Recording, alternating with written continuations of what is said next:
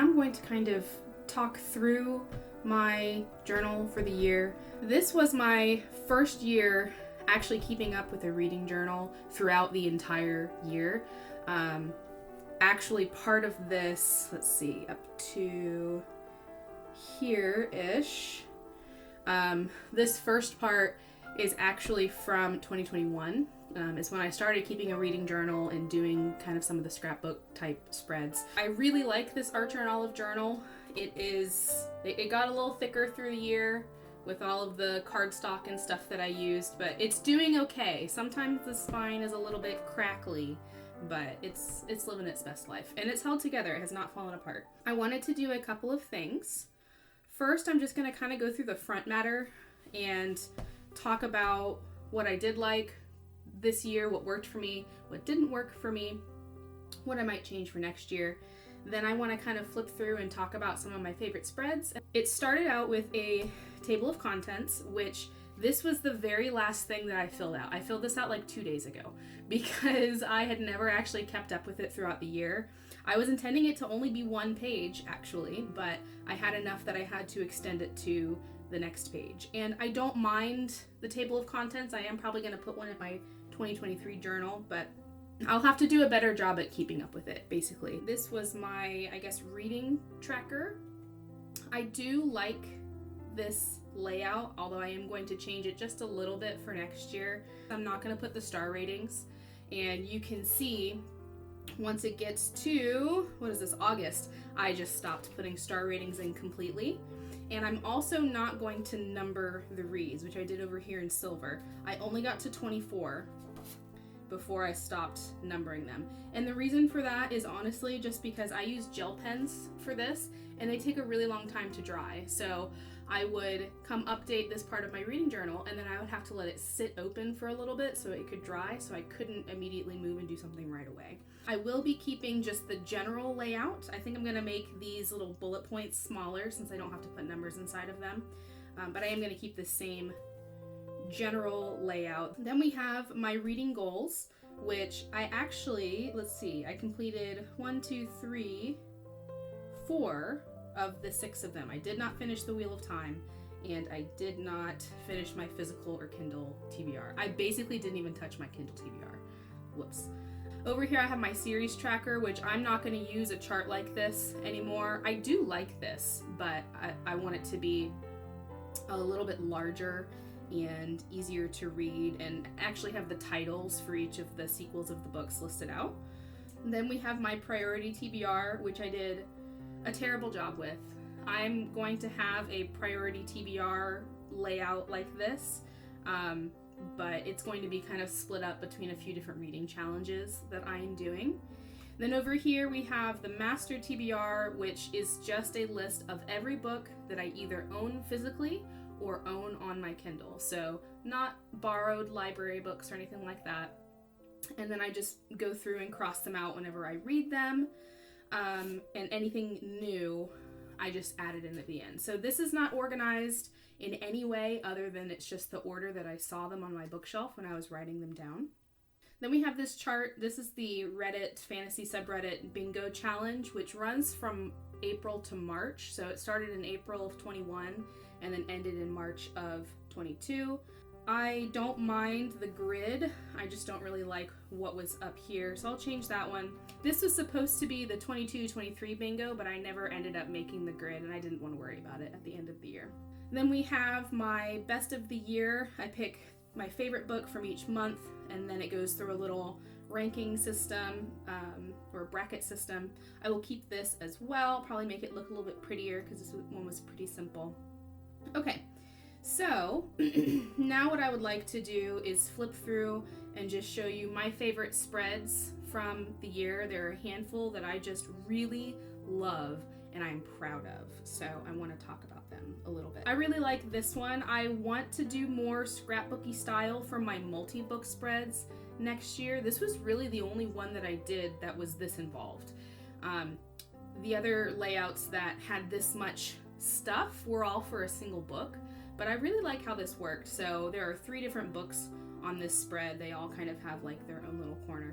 These are like in my top 5. I was so proud of myself when I finished these two spreads. I did a lot of layering in the Jade City spread, and then I was very proud of this little mushroom girl that I made in Mexican Gothic.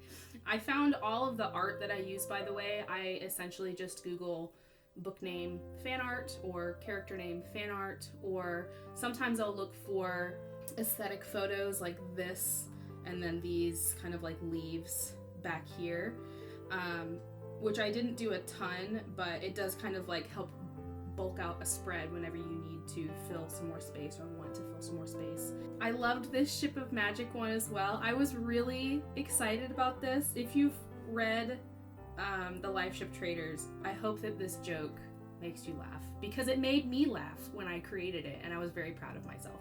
This one was a little tricky though, because this kind of like craft cardstock, I don't think it's thin paper, I think it's actually cardstock, yeah.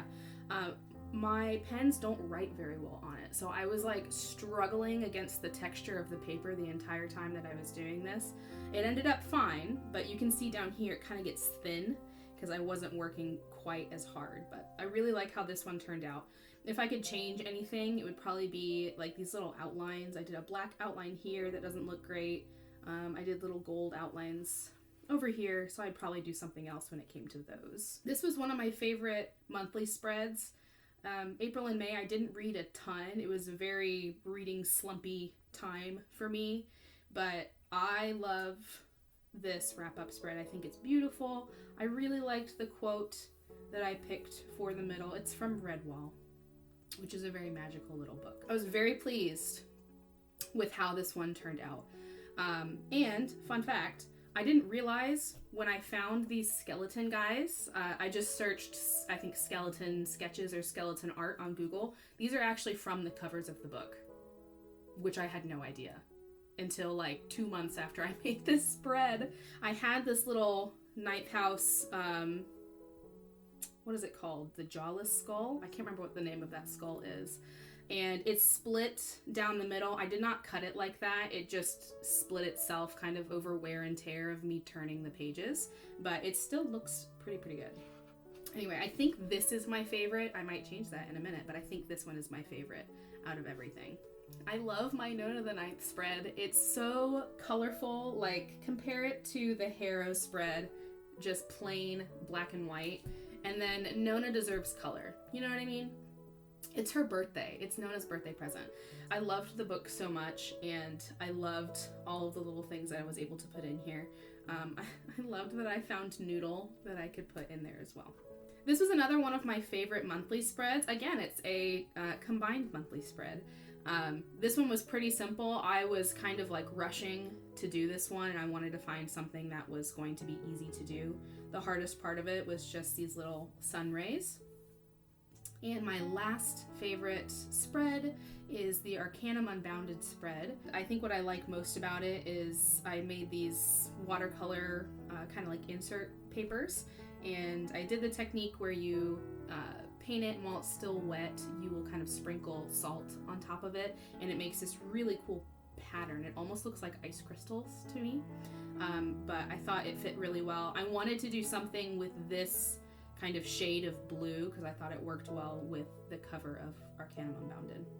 If you are a little nervous about like starting your own reading journal because you don't think that it's going to be pretty, or you don't think that it's going to be good enough, that's okay, because you know what? Everybody has to start somewhere. You might start out with just simple pen and washi tape, or you might just start out with like pencil and paper, but as long as you are satisfied with what you're creating and it's aesthetically pleasing to you, and you are committed to, you know, working to keep making it better if that's what you want to do, that's all you need to worry about.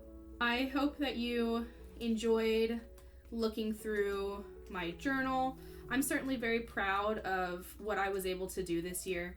Next year, I am going to make the commitment to actually do a mini review for every single book that I read, and it's probably going to be along the lines of like these kinds of spreads. I'll make them a little bit smaller because I'm going to have more books to review, but I would like to have every book that I read actually have a written review for next year. If you would like to see how I'm going to set up next year's journal, I will be doing a full video dedicated to that. So it'll mostly be like the front matter and things like that. I got another Archer and Olive journal, and it looks like this.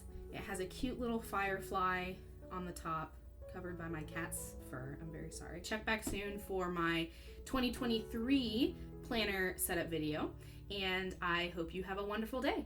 Bye!